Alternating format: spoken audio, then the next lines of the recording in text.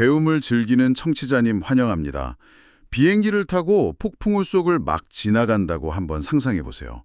조종석에 딱 앉아서 계기판을 보는데 절반의 화면에서는 고도가 정상이라며 초록불이 깜빡이고 나머지 절반에서는 엔진에 불이 붙었다면서 빨간 경고등이 미친 듯이 울려대고 있는 거죠. 진짜 상상만 해도 땀이 나는 상황이네요. 인지부조화가 엄청나게 올 수밖에 없죠. 맞아요. 그런데 창밖을 보면 비행기는 어쨌든 앞으로 계속 날아가고 있단 말이죠. 오늘 우리가 마주한 금융시장의 모습이 딱 이렇습니다. 정상과 비정상이 한 공간에 공존하면서 엄청난 혼란을 일으키고 있는 상태 말입니다. 네, 지표들이 다 같이 한 방향을 가리켜주면 참 좋겠지만 2026년 3월 20일 오늘의 시장은 전혀 친절하지가 않거든요. 코스피가 5,781선을 뚫고 올라갔고 비트코인은 무려 10만 달러를 훌쩍 넘겼습니다. 숫자만 딱 놓고 보면 와, 이거 엄청난 호황기장 아닌가 싶잖아요. 그쵸. 그런데 그 이면을 조금만 깊게 들여다보면 글로벌 지정학적 리스크는 지금 최고조에 달해 있고 특히 원자재 시장은 말 그대로 하루 단위로 롤러코스터를 타고 있습니다. 그래서 오늘 이 심층 탐구의 미션이 아주 확실해집니다. 이 방대한 데이터와 모순된 신호들, 특히 오늘 하루 전 세계 자본이 만들어낸 이 거대한 경제 스릴러 속에서 진짜 흐름을 꿰어내는 거죠. 자, 이것부터 한번 풀어볼까요? 글로벌 폭풍우 속에서 유독 오아시스처럼 평온해 보이는 곳이 딱 하나 있습니다. 바로 한국 증시예요. 네, 오늘 코스피가 0.31% 상승해서 5,781.20으로 강보한 마감을 했고요.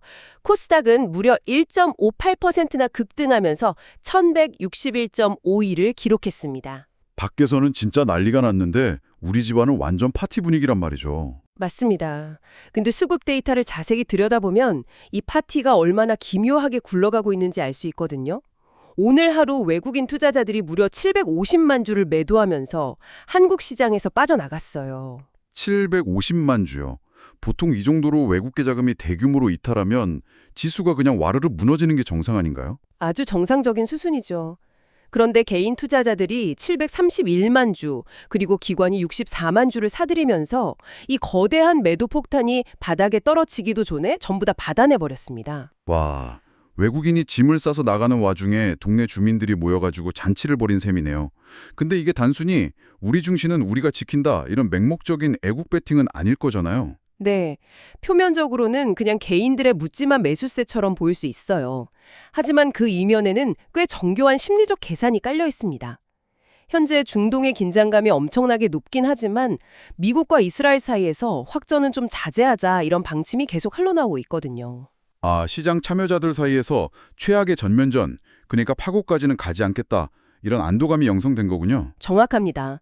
이런 미세한 안도감, 그러니까 리스크 선호 심리가 회복될 때 덩치가 크고 무거운 대형주보다는 몸집이 가벼운 종목들이 유리하죠. 적은 돈으로도 주가를 쉽게 밀어 올릴 수 있는 코스닥 소형주들의 그 심리가 가장 먼저 반영되는 메커니즘이 작동한 겁니다.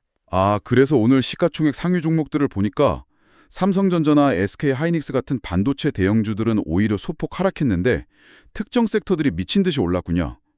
건설업이 하루 만에 6.59%, 서비스업이 6.68%나 폭등했어요. 맞아요. 심지어 코스닥에서는 삼천당 제약이라는 중견기업이 엄청난 자금을 빨아들이면서 코스닥 시가총액 1위 자리까지 꿰차는 돌풍을 일으켰잖아요. 네, 완전 대박이었죠. 여기서 정말 흥미로운 점은 이게 갈 곳 잃은 유동성이 글로벌 매크로 변수의 영향을 덜 받는 국내 내수 테마주나 특정 제약주 같은 개별 이슈에 극단적으로 몰려가는 전형적인 고립된 랠리의 모습이라는 겁니다. 그런데 여기서 진짜 근본적인 의문이 하나 듭니다. 외국인이 던지는 물량을 동네 주민들이 다 받아내는 이런 내수 위주의 방어가 바깥에서 불어오는 진짜 거대한 글로벌 폭풍을 대체 언제까지 버텨낼 수 있을까요? 냉정하게 말해서 사실상 시간 문제라고 봐야 합니다. 그래서 우리가 국내 시장의 화려한 숫자에 취해 있을 게 아니라 구조적인 경고등이 시뻘겋게 켜진 미국 시장으로 시선을 좀 돌려야 하는 거죠. 그렇죠. 코스닥이 항상 벤치마킹하는 모델이 나스닥이잖아요. 근데 오늘 나스닥 지수는 0.47% 하락하면서 22,152.42로 주저앉았습니다. S&P 500하고 다우존스 역시 상승 동력을 완전히 잃어버렸고요. 미국 시장을 짓누르고 있는 이 핵심 원인은 결국 금리 문제입니다. 오늘 시장 데이터에 깔린 가장 충격적인 전제가 바로 연준의 금리 인하 시점이에요. 맞아요.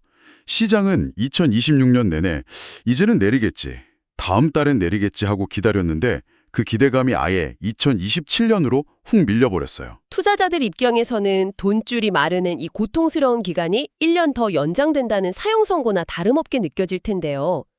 주식시장은 항상 미래의 유동성을 당겨오면서 상승하는 구조인데 그 유동성 공급 시점이 너무 아득하게 멀어진 겁니다. 그렇죠. 게다가 더 심각한 건 추세를 보여주는 기술적 지표들이잖아요. 네, 오늘 미국 3대 지수가 모두 동시에 200일 이동평균선을 아래로 뚫고 내려갔습니다. 이 200일선이라는 게 단순히 선 하나가 아니라 지난 1년여 동안 시장 참여자들이 매수한 평균적인 가격대를 의미하거든요. 아, 그러면 이 선이 깨졌다는 건 평균적인 투자자들이 이제 전부 손실 구간으로 접어들기 시작했다는 뜻이네요. 맞습니다. 그러니까 앞으로 주가가 조금만 반등하려고 해도 본전이라도 건지려는 매도 물량이 쏟아질 거란 뜻이죠. 단순한 단기 조정을 넘어서 장기적인 추세 자체가 대세 하락으로 꺾였다는 아주 위험한 신호입니다. 잠깐만요. 제가 여기서 짚고 넘어가야 할 엄청난 모순이 하나 있습니다. 200일선 무너진 게 장기 약세 신호라는 건 알겠습니다. 연준 금리 인하가 2027년으로 밀린 것도 이해해요. 근데 오늘 S&P 500 세부 섹터를 보면 부동산업이 무려 7.42%나 폭등을 했습니다. 아주 예리한 지적이시네요. 아니, 부동산이야말로 대출 이자에 가장 민감하게 반응하는 금리에 목을 매는 섹터잖아요. 고금리가 내년까지 이어진다는데 이자 부담이 제일 큰 부동산이 폭등하고 정작 시장 전체는 하락한다는 이 기괴한 모순을 도대체 어떻게 이해해야 됩니까? 그 모순적인 움직임이야말로 지금 시장이 정상적인 펀더멘털로 움직이지 않고 있다는 가장 명확한 증거입니다. 시장은 지금 나쁜 뉴스가 좋은 뉴스가 되는 기형적인 베팅을 하고 있어요. 나쁜 뉴스가 좋은 뉴스라고요? 네, 투자자들은 연준이 금리를 2027년까지 안 내리고 버틴다면 결국 실물 경제의 약한 고리인 상업용 부동산이나 한계 기업들이 먼저 펑 터져버릴 거라고 예상하는 겁니다. 아, 경제가 불어지면 경제가 불어지면 연준은 2027년까지 여유 부릴 틈도 없이 당장 내일이라도 응급조치로 금리를 대폭 깎을 수밖에 없게 되잖아요. 와, 그러니까 오늘 부동산 섹터의 7.42% 폭등은 부동산 시장이 튼튼해서 오르는 게 아니네요. 경제가 망가져서 연준이 강제로 금리를 내리게 될 거라는 이 역설적인 시나리오에 돈이 확 몰리는 왜곡된 쏠림 현상이군요. 바로 그겁니다. 진짜 소름 돋는 장세네요. 경제 망가질 거에 베팅해서 가장 위험한 자산을 사들인다니. JP모건 같은 대형 금융사들도 미국 증시 전망 하향 조정하면서 덧붙인 코멘트가 참 인상적이었습니다. 시장이 유가에 대해 너무 안일한 태도를 보이고 있다, 이렇게 경고했잖아요. 네, 그래서 유가를 다루는 원자재와 외환, 즉 FICC 시장으로 좀 깊게 들어가서 파헤쳐봐야 합니다. 현재 WTI 원유 종가를 보면 배럴당 64.89달러거든요. 전날 대비해서 2달러 남짓 오른 수치라서 숫자만 딱 보면 생각보다 안정적인데 하실 수 있어요. 네, 근데 그 이면에 숨겨진 변동폭을 보면 진짜 입이 떡 벌어집니다. 하루 이틀 사이에 119달러까지 폭등했다가 109달러로 밀리고 다시 94달러를 거쳐서 60달러대까지 내려왔어요. 아니, 기름값이 무슨 밈코인도 아니고 어떻게 이렇게 움직입니까? 원자재, 특히 실물 경제의 혈액이라고 불리는 원유 가격이 하루에 수십 %씩 요동친다는 건 엄청난 위기 신호입니다. 시장 참여자들이 원유의 실제 수급, 펀더멘털 계산하는 걸 완전히 포기했다는 거예요. 그럼 뭐에 맞춰서 거래를 하는 거죠? 뉴스 헤드라인 한 줄 한 줄에 기계적으로 알고리즘 매매를 돌리고 있다는 뜻입니다. 지금 중동이라는 좁은 링 위에서 엄청난 지정학적 줄다리기가 벌어지고 있잖아요. 한쪽에서는 이란이 이스라엘 공격에 대해서 피해 보복을 경고하면서 핵심 에너지 시설 타격하겠다고 위험을 합니다. 아, 이 뉴스가 뜨면 중동 산유국 공급만 끊긴다, 이런 공포에 유가가 순식간에 110달러 뚫어버리는 거군요. 네, 그런데 또 다른 헤드라인은 유가를 정반대로 끌어내립니다.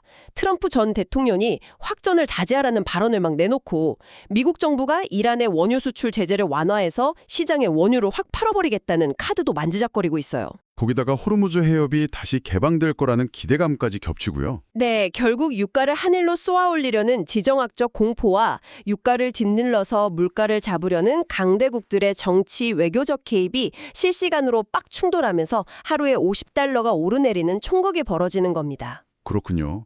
이건 단순히 유가 문제로만 좁혀볼 게 아니라 자산시장 전체의 메커니즘으로 연결해봐야 돼요. 지금 시장 상황을 가장 잘 보여주는 예가 또 하나 있습니다. 뭔데요? 오늘 유럽 증시 전체는 2%대 급락을 맞고 휘청거렸거든요.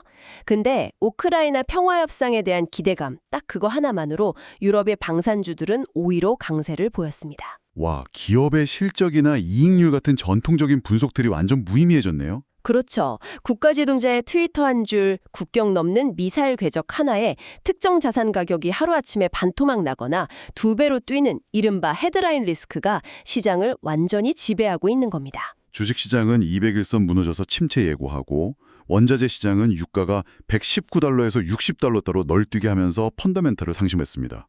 이쯤 되면 청취자님들 머릿속에 아주 자연스럽게 이 질문이 떠오르실 거예요. 세상에, 그럼 그 수많은 전 세계 자본들은 지금 도대체 어디로 숨어들고 있는 거지? 아주 중요한 질문이죠. 이제 자산시장의 대이동, 이 피난처들의 움직임을 살펴볼 차례인데 여기서 제가 정말 놀란 건 10만 3천 달러를 돌파한 비트코인의 위상입니다. 불과 몇 년 전만 해도 비트코인은 변동성의 상징이자 투기의 온상처럼 여겨졌잖아요. 하지만 지금 비트코인 시장 흐름을 주도하는 건 개인들의 투기 자본이 아닙니다. 비트코인 현물 ETF를 통한 순유입이 지속적으로 그것도 아주 거대한 규모로 일어나고 있어요. 기관 투자자들이 주식이나 채권 시장의 불확실성을 해지하려고 포트폴리오 차원에서 비트코인을 기계적으로 매집하고 있다는 뜻이군요. 네, 최고 위험 자산으로 분류되던 디지털 코인이 이제는 역설적이게도 기존 금융 시스템의 붕괴를 피하는 대안적인 안전자산으로 취급받고 있는 거죠. 비트코인이 새로운 디지털 금 역할을 하고 있다는 건데 여기서 정말 흥미로워지는 건 전통적인 진짜 금의 움직임이 오히려 더 충격적이라는 거예요.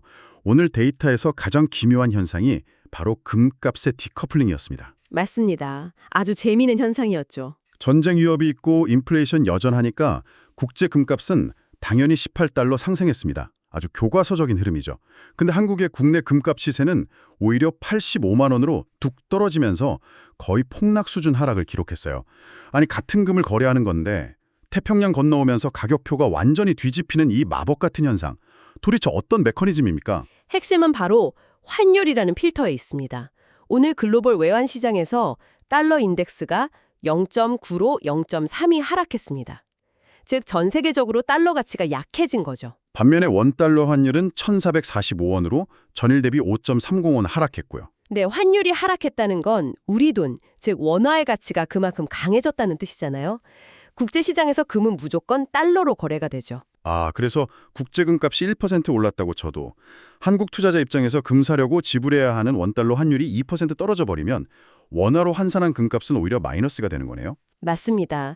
글로벌 위기 상황이니까 국내 투자자들도 금을 샀을 텐데 원화 가치가 강해지는 바람에 가만히 앉아서 환차손을 얻어맞은 거죠. 게다가 아까 살펴본 것처럼 개인들이 코스닥 소형주나 비트코인 쪽으로 공격적으로 돈 옮기면서 굳이 수익도 안 나는 금을 들고 있을 필요가 없으니 매도 물량까지 엄청 겹쳤겠네요. 네, 전통적인 교과서가 완전히 찢겨나가는 장세인 겁니다. 달러는 약세인데 국채 금리는 오르고 안전자산이라는 금은 국가마다 수익률이 정반대로 나오고 비트코인에는 기관 자금이 피난처라며 몰려드니까요. 과거 상식으로는 도저히 설명할 수 없는 모순들이 동시에 터져나오고 있습니다. 자, 그럼 이 혼란스러운 비행기 조종석에서 우리는 어떤 버튼을 눌러야 될까요? 그래서 이게 다 무슨 의미일까요? 지금까지 분석한 이 모든 데이터 속에서 청취자님이 당장 내일 그리고 다음 주에 대비해서 어떤 실전 전략을 세워야 하는지 액션 플랜으로 연결해보죠. 네, 데이터들이 가리키는 방향을 종합해보면 리포트에 명시된 3가지 명확한 핵심 전략이 나옵니다. 첫째는 나스닥 200일선 붕괴에 대비한 방어형 섹터 비중 확대입니다. 아, 기술주 장기 약세에 올 테니까 경기를 타지 않는 헬스케어나 유틸리티 업종으로 대피하라는 거군요. 맞습니다. 경제가 침체되고 금리가 높아도 사람들은 아프면 병원에 가야 하고 전기요금, 수도요금은 내야 하잖아요. 이 기업들은 수요가 비탄력적이라 안정적인 실적과 배당을 유지하기 때문에 폭락기에도 굳건히 버텨냅니다. 공격수들을 빼고 수비수들을 전면 배치해라 이거네요. 네, 그리고 두 번째 전략은 환율과 인플레이션 해지입니다. 오늘 하루 원화가 강세를 보였지만 장기적인 관점을 보면 한국의 내수 침체랑 수출 둔화 때문에 원화 가치는 계속 하락 압력을 받을 수밖에 없습니다. 그래서 원화 약세에 대비하면서 동시에 글로벌 인플레이션 방어력을 보여주는 에너지나 귀금속, 비트코인 같은 자산에 분산하라는 거군요. 네, 전체 포트폴리오에 10에서 15% 정도를 깔아두는 것이 필수적입니다. 일종의 구명조끼를 입어두는 거죠. 본진은 헬스케어랑 유틸리티로 방어벽 단단하게 치고 자산 10에서 15%는 비트코인이나 에너지 쪽으로 배분해서 시스템 리스크 대비하라. 아주 현실적이네요. 그럼 이 전략을 쥐고 우리가 3월 20일에서 27일 사이 다음 주에 눈여겨봐야 할 핵심 트리거들은 뭡니까? 당장 돌아오는 화요일에 미국의 제조업 및 서비스 구매 관리자 지수, 보통 PMI라고 부르는 지표가 나옵니다. 수요일에는 유가 방향을 뒤흔들 원유 재고 발표가 있고요. 목요일에는 고용시장 체력을 보여주는 신규 실업수당 청구 건수가 나옵니다. 그 수많은 지표 중에서도 왜 하필 이 세 가지가 다음 방향을 결정할 트리거인지 그 이유를 알아야겠죠? 지금 시장이 가장 두려워하는 시나리오가 뭔지 생각해 보세요. 연준이 금리 인하를 2027년으로 미룬 건 결국 물가가 안 잡혀서입니다. 그렇죠. 그런데 만약 화요일 발표될 PMI 지표가 경기 수축을 의미하는 50 아래로 박살이 나고 목요일 실업수당 청구가 확 급증한다면 어떻게 될까요? 물가는 여전히 녹아서 금리는 못 내리는데 그 고금리를 꾸역꾸역 버텨주던 실물 경제랑 고용마저 마침내 붕괴를 시작했다는 뜻이 됩니다. 와, 이게 바로 최악의 경제 상황이라는 스태그플레이션이잖아요. 맞습니다.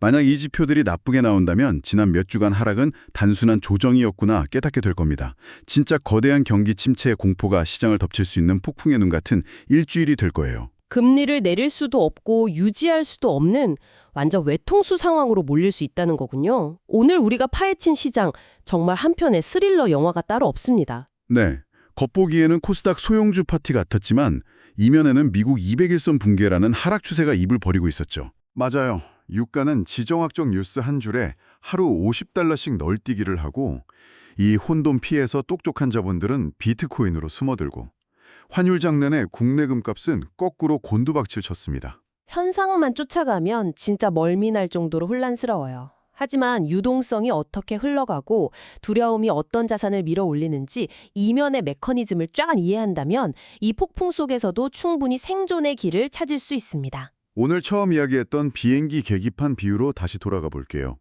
청취자님, 과거에는 위기가 닥치면 사람들은 아무 의심 없이 달러 사고, 금 사고, 미국 국채 샀습니다. 그게 전 세계가 동의한 안전의 보편적 정의였죠. 네, 그랬었죠. 하지만 오늘 해부해본 2020년 시장은 너무나 이질적입니다. 가장 위험하다던 코인이 피난처가 되고 내 나라 통화 가치 때문에 금값이 내 뒤통수를 치고 경제가 망가져야 금리가 내릴 거란 귀기한 기대로 자산 가격이 움직입니다. 청취자님, 정보의 과잉과 지정학적 혼돈이 모든 상식을 덮어버린 지금 과연 진정한 의미의 안전자산이라는 게 아직 존재하긴 하는 걸까요? 아니면 우리는 투자에서 안전이라는 단어 자체를 완전히 새롭게 정의해야 하는 걸까요? 오늘의 요동치는 데이터가 남긴 이 묵직한 질문을 청취자님 스스로 탐구해 보시길 바라면서 오늘의 깊이 있는 탐구 시간을 여기서 마무리하겠습니다. 다음 시간에도 시장의 이면을 꿰뚫는 날카로운 분석으로 다시 돌아오겠습니다.